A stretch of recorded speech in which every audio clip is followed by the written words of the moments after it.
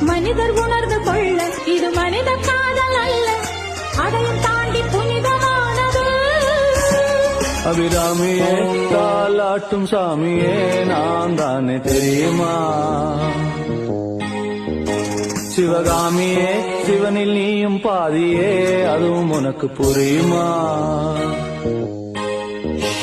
சுபலாலி லாலியே Lawley லாலியே Abirami லாலியே.